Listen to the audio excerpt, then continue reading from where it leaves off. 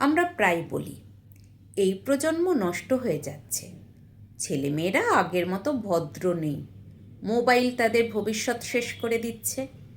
কিন্তু খুব কম সময়ে আমরা নিজের দিকে তাকাই। আমরা প্রশ্ন করি না, আমি কেমন বাবা, আমি কেমন মা, আমি নিজে কতটা সৎ, ধৈর্যশীল ও দায়িত্বশীল। সন্তান কখনো শুধু উপদেশ থেকে বড় হয় না, সে বড় হয় পরিবেশ থেকে। আপনি যদি তাকে সত্যবাদিতা শেখাতে চান কিন্তু নিজের ছোট ছোট বিষয়ে মিথ্যা বলেন, তাহলে সে আপনার কথা নয়, আপনার আচরণটাই শিখবে।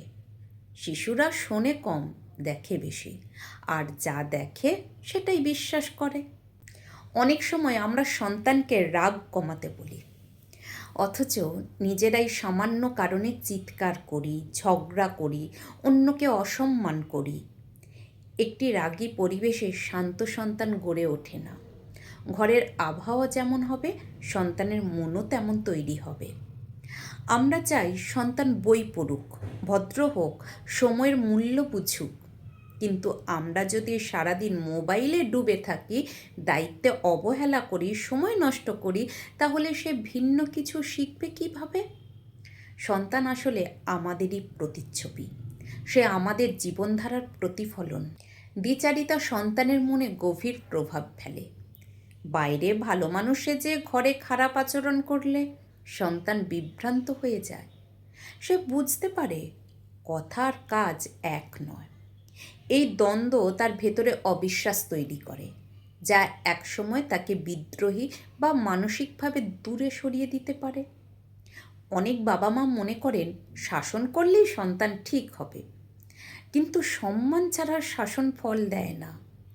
আপনি যদি সন্তানকে ছোট করেন, অপমান করেন, তার কথা শোনার সুযোগ না দেন, তাহলে সে ভীতু হয়ে যাবে, না হয় একদিন সব কিছুর বিরুদ্ধে দাঁড়াবে। সম্মান পেতে চাইলে আগে সম্মান দিতে শিখতে হয়।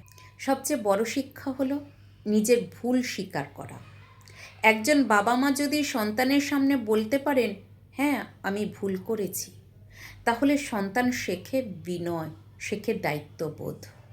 ভুল করা মানবিক, কিন্তু ভুল ঢেকে রাখা বা অস্বীকার করা তাকে ভুল পথে ঠেলে দেয়।